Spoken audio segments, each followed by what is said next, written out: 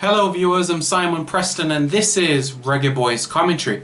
Firstly, before we get into the details of this video, we just want to apologise for the technical quality of the Google Hangout session for the first edition of Caribbean Football Weekly. We deeply apologise for that. There are some power outages in the area, and as a result of that the call had to keep starting and stopping. So we apologise for that, and we will fix the issue for next week. So remember, if there's anything you want us to discuss on Caribbean Football Weekly, whether it's information about Leon Bailey representing Jamaica or anything Caribbean related at all, from Cayman Islands to the west, from Bermuda up in the north, Guyana to the south, and Barbados to the east, anything in Caribbean football that you want to discuss, please do so and drop your question or comment in the comments below for this video.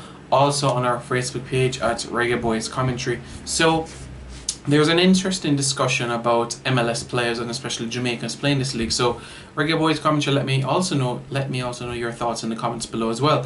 Should we view the MLS as a stepping stone for our players who aspire to play in the higher leagues in Europe? England, where the Premier League, the Championship, etc. Usually what we've seen happen over the past couple of years is that players have shined locally in the regular schoolboy season, Manning Cup, the Costa Cup, etc. And they have attracted interest from Division 1 schools in the States. They shine, they do well, and they get drafted into the MLS. But after that, sometimes they fade away, or you don't even hear from them again. Is that really the sort of direction we want to head them to? Don't get me wrong, the MLS is a solid league and it is only going to improve more and more. And I believe within the next 10 years, I'm not saying it's going to be on par with the Premier League, but it is going to be a much more competitive league than it is today in 2016. Same can be said for when David Beckham joined the league compared to now. The league is much better now than it was when David Beckham joined the league. Back when he was in the league, you could say the MLS was sort of like on par with a League One in England. Now you could say some teams in the MLS can fight or can be on par with championship teams, which is an improvement, you could say. But I just believe that if our players want to be the best they can be, Europe is the place to go. Whether you use Scandinavia, Norway, Sweden, Finland, Iceland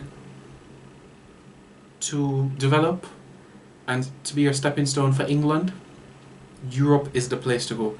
You're putting that professional sort of setup, and it's not like a lot of the leagues is not like the calendar year like the MLS, which has their league from March to November every year. It's a professional setup where it's August to May every year, where you have that sort of cycle instead of the calendar sort of year cycle where it's from March to November. I like that sort of layout for England and other leagues around Europe where that is concerned, and I think it's the way that other leagues should be gone.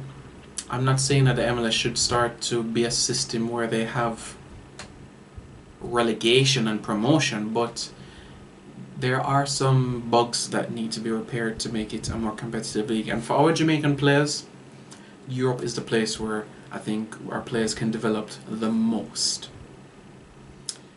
I know a discussion that has been in the comments of a lot of the fans is Leon Bailey, and I promise I'll get to that discussion within the next few days or so on that matter, because you see how he has grown and developed from an adolescent young man to a professional footballer today. And this can be said about other professionals who've stamped their authority overseas as well. I think a lot of people look back at Luton Shelton's spell at Sheffield United and say he flopped. 1 goal in 19 appearances, what is that? But I look at it as a stepping stone for him that helped him to be the footballer that he was in his late 20s. Energetic, hard-working sort of player. Pace. Because the pace that he had locally in Jamaica and in Sweden was not the pace that he developed in England. That was where he developed that raw pace. You could see the movement of his legs, the lateral movement. It was more solid. The technique was quite smooth as well. So I believe Europe is the place to go. I'm Simon Preston. This is Reggae Boys Commentary. Once again, Please forgive me for the technical quality of the first edition of Caribbean Football Weekly. We will improve that as time progresses. And don't forget as well to subscribe to Reggae Boys Commentary.